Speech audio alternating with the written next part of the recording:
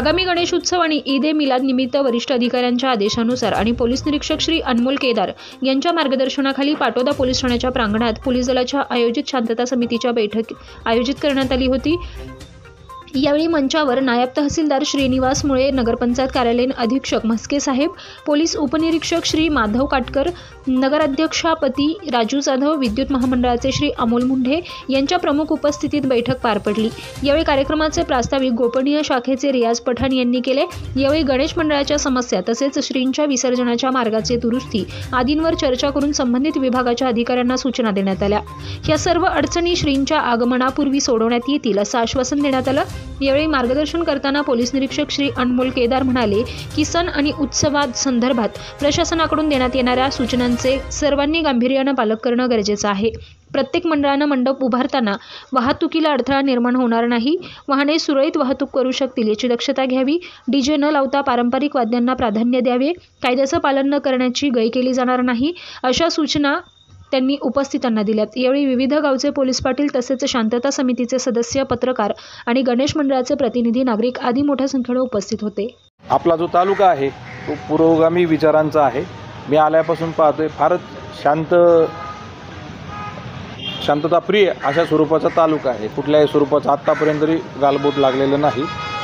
आणि या आगामी सण आणि उत्सवाच्या दरम्यान वर्षाला पण तेच हे आहे की काय म्हणून हिंदू मुस्लिमांचं ऐक्य म्हणून ज्या दिवशी विसर्जन आहे त्याच दिवशी मुस्लिम धर्मियांचा देखील ईद ए मिलादचा सण आणि उत्सव साजरा होतो। आपण आपला समाज, आपला धर्म, आपला जी मिरवणूक आहे, आपण जो उत्सव साजरा करतो तो शांततेने आणि अतिशय चांगल्या पद्धतीने जर साजरा केला तर जो दुसरा धर्मीय इसम आहे त्याला देखील त्याच्याकडचे जे उत्सव सण साजरा करायचा आहे त्याला देखील त्याच्या आवडीप्रमाणे साजरा करते।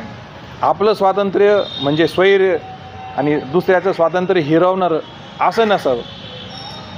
आपण आपल्या जर चांगल्या पद्धतीने जर चांगल्या भावनेने जर उत्सव जर साजरा जर केला तर तो त्याचं पावित्र्य पण टिकतं, आपल्याही मनाला आनंद भेटतो आणि आपल्यामुळं जे समोर जे असतील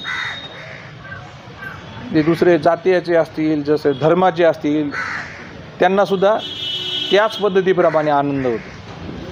कित्येक जण मी बघितलं इथं देखील सेवा करताना भरपूर सगळे जाती धर्माचे लोक जे आहेत ते एकत्र राहतात। वेगवेगळ्या त्यांच्या गल्लीबोळासुद्धा वेगळ्या नाही आहेत, एकत्र त्यांचा रोटी व्यवहार चालतो। त्या दिवशी विसर्जन मिरवणूक आहे, त्या दिवशी ईद ए मिलाद सण उत्सव साजरा होणार आहे। त्यानिमित्ताने आपण आज शांतता कमिटीची बैठक आयोजित केली होती। प्रशासनाचे जे सगळे अंग आहेत ते या ठिकाणी बोलवण्यात आले होते। जे गणेशोत्सव मंडळाचे जे सदस्य आहेत, अध्यक्ष आहेत आणि ग्रामस्थ आहेत, पत्रकार बंधू आहेत, इथले नगरपंचायतचे सर्व नेतेगण आहेत, तर जे सगळे मुद्दे उपस्थित केलेले आहेत, रस्त्यावरील पुलाचं जे खड्डे पडलेले ते बुजवणे, पारगावकडचा रस्ता असेल, महासांगवीकडे जाणारा जो रस्ता असेल, त्याच्यानंतर क्रांतीनगर या ठिकाणी काही रस्त्यांना खड्डे पडलेले आहेत, तर ते दुरुस्त करण्यासंदर्भाने NHAIचे जे अधिकारी आहेत त्यांच्याशी मी देखील बोलतो, मान्य तहसीलदार साहेबांना देखील विनंती करतो आणि या ठिकाणी मान्य SDM साहेब पण आहेत, अतिशय चांगल्या पद्धतीचं काम आहे, त्यांना देखील मी विनंती करतो की ते देखील प्रशासनाच्या वतीने NHAIचे जे अधिकारी आहेत त्यांच्याशी बोलून उद्या दुपारपर्यंत, जास्तीत जास्त उद्या दुपारपर्यंतच्या अगोदर ह्या सगळ्या कामाची जी आहे ती पूर्तता करून घेण्यात येईल।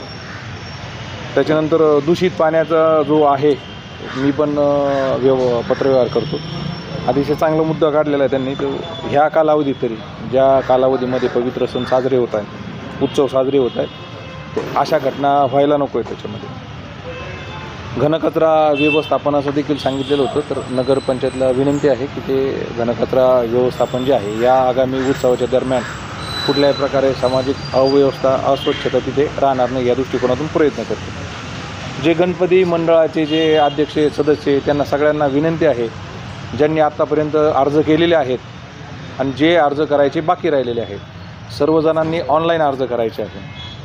शासनाने ते अतिशय चांगली, तुम्हाला विनाकारण इकडे तिकडे फेऱ्या मारायची गरज नाही। तुम्ही जे नगरपंचायत हद्दीतली असेल नगरपंचायत, ग्रामपंचायत हद्दीतली असेल त्यांनी ग्रामपंचायतची पूर्व परवानगी घेऊन यायची। मंडळाच्या सदस्यांना विनंती आहे की कुठल्याही स्वरूपामध्ये रस्त्यावरती मंडप टाकून रस्त्यावरती श्रींची पूजा अर्चा करायची नाही. जो मंडप आहे जो रस्त्यामध्ये अडथळा होणार नाही अशा पद्धतीने जर आपल्या मंडळाची जर स्थापना जर केली तर जेणेकरून येणारे जाणारे जे लोक आहेत त्यांना देखील अडथळा होणार नाही आणि आपण जो उत्सव मनवतो आहे त्याला देखील अडथळा येणार नाही. दुसरी सर्वात महत्त्वाची सूचना की बराच वेळेस MSEBवाले आग्रहाची विनंती करतात की सगळ्या जणांनी तात्पुरत्या स्वरूपामध्ये मीटर पुरवले जातात, त्यांना ते तुमची विनंती पत्र केले पाहिजेत. अतिशय कमी दरामध्ये ते वीज आपल्याला उपलब्ध करून देतात. बराच वेळेस जे गणपती मंडळ आहेत आकडे वगैरे टाकतं, अशामध्ये दुर्घटना होण्याचं प्रमाण जास्त आहे. काय मी आत्ता काही वेळापूर्वी पारगावला गेलो होतो.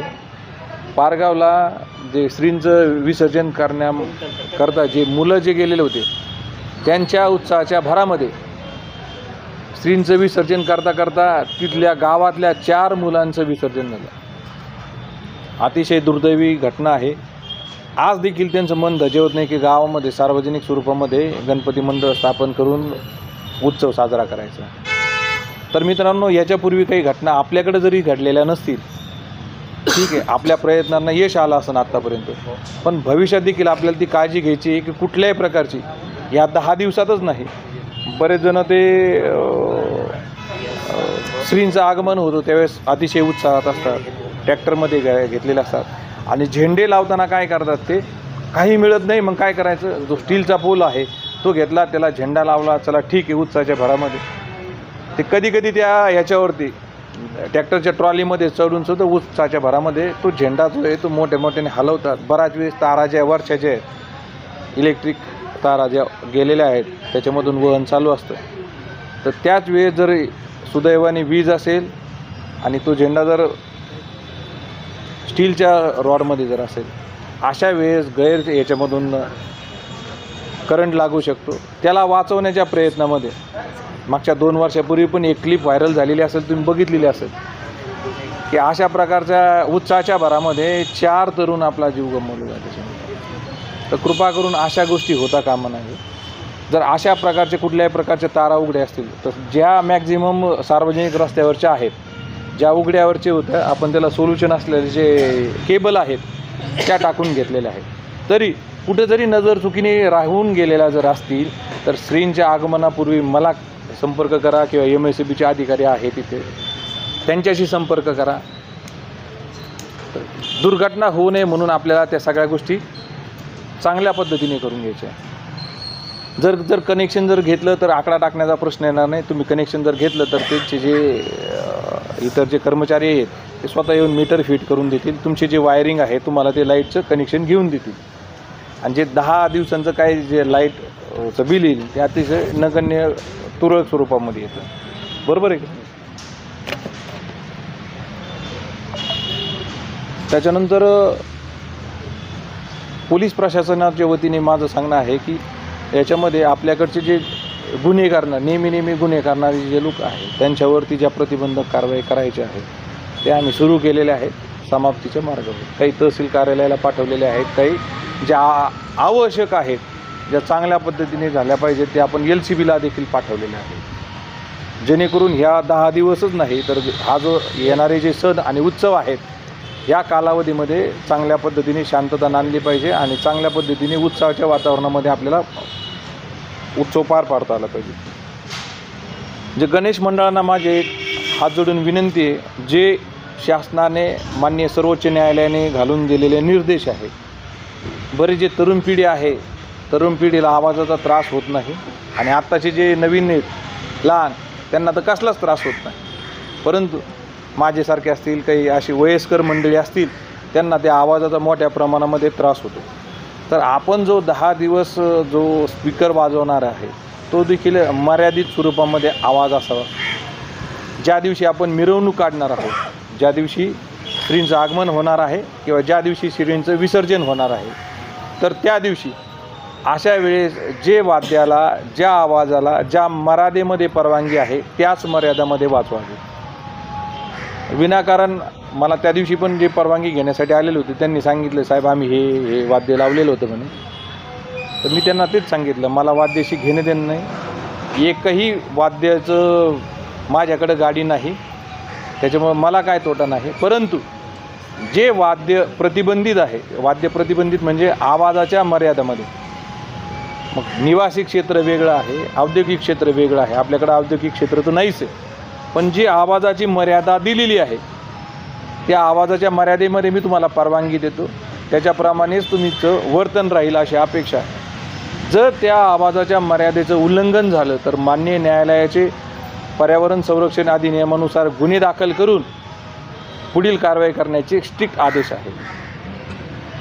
मागच्या आठवडाभरापूर्वी माननीय जिल्हाधिकारी बीड यांनी देखील बैठक घेतली. बैठकीत देखील कडक स्वरूपाच्या सूचना दिलेल्या आहेत. अशा प्रकारचं कुणाचंच गैरवर्तन खपवून घेतलं जाणार. अतिशय चांगल्या पद्धतीने आत्तापर्यंत तुम्ही सगळ्या जणांनी सहकार्य केलेलं आहे. जर देखावे वगैरे माझी म्हणजे पहिलाच गणेशोत्सव आहे, मला माहीत नाही तर देखावे वगैरे ठेवतात की नाही. मग जर देखावे ठेवणारे जे असतील तर त्याचे काय ठेवणार आहेत त्याची पूर्वकल्पना पोलीस स्टेशनला जर दिली तर ते ठेवण्यास योग्य आहेत की नाही याची खातरजमा मला पण करते. नाही तर तुम्ही सांगणार समोरच्याला पैसे देऊन ठेवलेत, हेच येणार तेच येणार, आणि त्याच्यामुळं जर सामाजिक परिस्थिती जर खराब जर होणार जर असेल तर त्याला कुठल्याही स्वरूपामध्ये आम्ही प्रदर्शित करू देणार.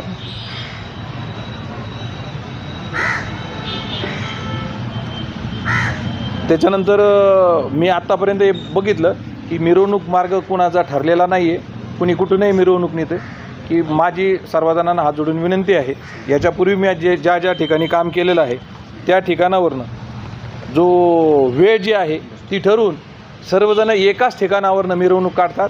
जे विसर्जन पॉईंट ठरलेला असतो त्या ठिकाणी करतात. कसं होणार, हा या गल्लीतून जातो, तो त्या गल्लीतून जातो, याचा मेळ त्याला नाही, त्याचा मेळ दुसऱ्याला नाही, असं न होता शहराची एक चांगल्या पद्धतीने, शहरामध्ये माझ्या माहितीप्रमाणे आतापर्यंत 8 मंडळ रजिस्टर आहेत. इतरही जे मुलांचा उत्साह असेल ते सहभागी होऊ इच्छितात, ते जर एका ठिकाणावरून दुसऱ्या ठिकाणी जाईपर्यंत एका दिशेने जर ती मिरवणूक गेली तर त्यालाही मला चांगल्या पद्धतीने बंदोबस्त करता येईल, तुम्हाला चांगल्या पद्धतीने सेवा देता येईल. आणि जे महसूल प्रशासन आहे, नगरपंचायत प्रशासन आहे आणि MSEB आहे, त्यांना देखील कामामध्ये सुसूत्र येऊन तुम्हाला चांगल्या पद्धतीची सेवा पुरवता येईल. करणार आहेत का? काय गल्लीबोळामधून जाण्यापेक्षा ती दृष्टीपथात येत नाही. माझ्या वैयक्तिक मी ज्या गावचा रहिवासी आहे त्या गावची एक घटना सांगतो. असंच एका ठिकाणी जुन्या पेटीतूनच मिरवणूक काढायची म्हणे, ऐकायला तयार नाही. जुन्या पेटीतून मिरवणूक काढली, मिरवणुकीची काही अडचण नाही, मिरवणुकीला सरळ रस्ता, तिथून ते जाणार, पेट बंद राहणार.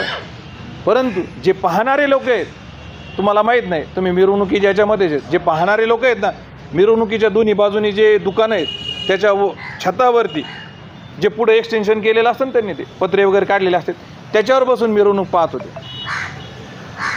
आणि ते जे वजन क्षमता जे उचलू शकतं त्याच्यापेक्षा जास्त वजन झाल्याच्यानंतर ते कोसळलं. ते खाली जे मिरवणुकीमध्ये नाचणारे होते, आनंद घेणारे होते, त्यांच्या अंगावरती पडले. याच्यामध्ये मोठ्या प्रमाणामध्ये त्यांना शारीरिक इजा झाली. अशी एखादी दुर्घटना होऊ नये म्हणून मी याच्यासाठी विनंती करतो, जर गणपती विसर्जन मंडळांनी जर तुम्ही आपला जो नेहमीचा विसर्जन मिरवणूक मार्ग आहे छत्रपती शिवाजी महाराज चौकातून जर पुढं जर निघाले तर त्या रस्त्याच्या दुतर्फा रस्त्यात NHAIवाल्यांनी फार मोठं एक्सटेन्शन केलेलं आहे. दोन्ही बाजूला मोठी जागा आहे, तिथं आपण तर सगळ्याच गोष्टीमध्ये आनंद घेतो, बरोबर आहे. पण घरातल्या स्त्रिया, मुलं हे देखील सुरक्षेच्या दृष्टिकोनातून बाहेर पडत नाही. परंतु आपला जर उत्साह, मिरवणूक जर चांगली जर असेल तर घरातल्या ज्या स्त्रिया आहेत, मुली आहेत, लहान मुलं आहेत, ते देखील बाहेर पडतील. जी स्त्रींची मिरवणूक जी निघणार आहे ती पण अतिशय देखणी स्वरूपामध्ये निघेल. आणि दोन्ही बाजूने सगळेजण जे आहेत, जे पाहणारे आहेत, जे इच्छुक आहेत, ते चांगल्या पद्धतीने पाहू शकतील अशी माझी तुम्हाला विनंती आहे. याच्यानंतर लागलीत आपण मिरवणूकसाठी एक वेगळी बैठक घेऊयात. अजून काही सांगा? ठीक आहे. मला असं वाटतं तुम्ही जे मुद्दे उपस्थित केलेले होते त्याचं निरसन जे आहे ते प्रशासनातर्फे करण्यासाठी आम्ही कटिबद्ध आहोत. अतिशय चांगल्या पद्धतीने नियोजन करायचं ठरवलेलं आहे आणि जेवढं चांगल्या प्रथा परंपरा याच्यानंतर तुम्ही पाडणार आहात, भविष्यात त्याचं वटवृक्ष झाल्यासारखं चांगल्या पद्धतीने मिरवणुका निघल्याचं आम्ही एक. नमस्कार, JS न्यूज चॅनेलला लाईक करा, सबस्क्राईब करा व बेल आयकॉन दाबायला विसरू नका.